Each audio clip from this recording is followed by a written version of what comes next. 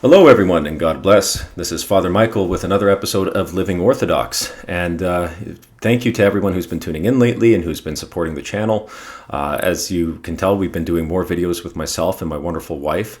It's been a blast, and there's going to be even more content coming out with her, and we might even do some live streams at some point in the future. Who knows? It's largely dependent on our kids sleeping at night. But that said, please be sure to like, share, and subscribe for more content. It goes a long way to helping the channel. And of course, if you feel like this message can help somebody that you know that might be beneficial for them, for their life in Christ, for just themselves in general, to maybe start pushing them in the right direction, just share it with them, see what happens. But that said, we're going to get into today's topic, which is honesty and humility. And what is the difference between the two of them? Now, a lot of the times, we tend to get caught up in this false assumption that humility, for example, equals a form of self-debasement. So a good example is, we can acknowledge our limits, but a lot of the time we will sometimes overplay that and say, oh, well, I'm worthless, or, oh, I know nothing, or I'm just blah, blah, blah. And it's good for us to not think highly of ourselves, to not become inflated egotist, right? That leads, of course, to an incredible pride that is hard to uproot. But the other side of it is that we have to realize that this isn't necessarily humility. A lot of the time, this can come from a place of pride where we want to signal our piety, piety signaling, just like virtue signaling, right? Except in the church sphere, or to fall into pietism, where we tend to debase ourselves on almost like this level of whoever thinks the least of themselves is probably the most humble, therefore the most spiritual, therefore the most authoritative. That's not proper.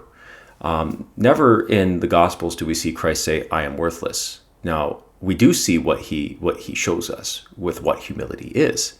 And this is something that is incredibly, in my opinion, kingly and majestic. And that is that he says that the Son of Man has not come to be served, but to serve. Now, what do we take from this? Well, ultimately, that is the expression of what his humility is and what true humility is. He says, follow me, for I am humble and meek. When he says this, he's not saying that I think less of myself. I'm easily pushed down and I'm kind of quiet and not spoken. Meek, of course, in the proper translation of the word in the scriptures, actually means to be restrained. And it's the same kind of restraint that is used to describe horses trained for warfare. Now, what does this mean? When we are faced with adversity, we don't bolt, we don't run away, and we don't charge headlong in a way that is a response to some kind of injury to our ego, right? What humility truly is thinking less about yourself, not thinking less of yourself, thinking less about yourself and more about others. And of course, in the proper Christian context, this means thinking more about God. As a son, if you're still at home with your parents, this means thinking about your parents, honoring your parents, honoring your faith, honoring your words, your commitments, your promises. There's nothing more lacking in humility and more unmanly than somebody who commits to something and then fails to deliver on it. Now, we all have our limitations. We can forget, we can become exhausted, we can get overwhelmed with our day-to-day tasks. The best thing to do, of course, is to then follow up with what is truly appropriate in these circumstances, and that is honesty. Honesty is where we acknowledge our limitations. That isn't the same as humility. Somebody can be honest and say, I'm not that smart. I'm not that wise. And though it can come from a humble disposition in the sense that this person does not have an inflated ego, it doesn't necessarily mean that they are humble, right? It's, whenever we acknowledge our inability to know something because we have a finite nature that doesn't allow us to be all-knowing, only God has that, we are ultimately being honest. Now, honesty is the doorway to humility. When we have an honest understanding of our limitations, it allows us to seek the help that we need. It allows us to engage with our spiritual father, with our confessor, with our spouse, with our parents on a level that allows us to then learn how to be humble in the sense that we learn to think less about ourselves. We shift things from inside of ourselves and inwardly focused to something that is outwardly focused in the positive sense. And in the Christian context, that means looking for how we can apply the gospel in our life. What does the church teach us? What am I hearing in the gospel? What am I hearing in the homily? What is my spiritual father communicating to me in confession as I confess my sins?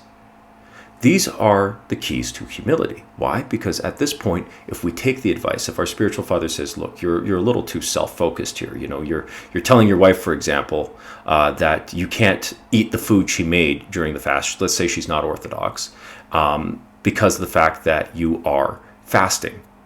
Well, that's not exactly humble. You're being honest, but that isn't humility. A lot of the time, and myself included, and I've heard other priests do this, we will give the advice, no, you eat what she made. You accept the loving gesture. That is actually being humble, because now you are not thinking of yourself, you're thinking of her. And as you eat, you pray for her and you bless her. And as you do that, you continue your best to just be restrained. You do not take seconds, you don't have to overdo it, but you still show the appreciation. This will make her more warm to what you have to share. Just like if your parents aren't Orthodox and let's say, they put you in the same situation, you should accept with humility and love for your parents. Don't forget, it is ultimately a commandment to honor thy mother and father. The inverse happens when, for example, if you're a really serious fitness enthusiast and you're visiting relatives and they cook something that's not exactly in line with the diet that you're following. Maybe you're really careful with how much fat or carbs you eat, and you're more focused on protein. And let's just say it's a big steaming gravy heap of mashed potatoes just covered in cream and gravy. We've all been there, I'm sure. It's, of course, something that isn't necessarily good for our health, but the one time that we're in that situation, we have to not think about ourselves and go, well, if I do this, then this is going to ruin the image that I'm trying to get. Well, no, that's ego. That isn't humility. But when we say, okay, I'll eat some of this, I want to make them happy. I don't necessarily have to finish it. I could just say I'm too full. We do that in order to show our love and appreciation for what we've been given. We are thankful. By doing this, we actually exercise that Christ-like virtue, right? What are we to deny, right? Are we going to deny the two mites that others offer us of the kindness of their heart? What if this is in some way an alm that they're giving to you? You never know. It's just like we don't like it when our alms are refused. We should not refuse the alms, the kindness, the giving of others. At the end of the day, we have to be honest with ourselves. We have to be honest and say what our limitations are. And that's, again, a good practice. But to be truly humble means knowing when to think less of yourself, to say, okay, Father, you know more than I do on this. Please tell me what to do. Or, okay, Mom, I really don't know how to plan financially. Can you show me how to plan? Or, okay, honey, you're clearly better with writing grocery list. Why don't you write the grocery list? And if you're busy, I will go and pick up the groceries. That is humility. It's simply the act of not thinking about yourself first and foremost in everything, but thinking less about yourself and moving more into that position of service. The Son of Man did not come to be served, but to serve. The Son of God was given to us by the Father, who so loved the world that he gave his only begotten Son. This is humility. He gives of himself for us, not for anything for his own gain and his benefit, but for us. And that is how humility is a virtue that brings us close to God. This is why pride, the opposite, is what makes us more close to the other guy, right? Lucifer falls because he thinks to himself, I will place my throne above the Most High. I will come first. As soon as he said that, I will set my throne above the Most High's. This isn't just a simple act of arrogance and stupidity, quite frankly, on his part. This is him showing that ultimately the first person he is only ever going to serve is himself.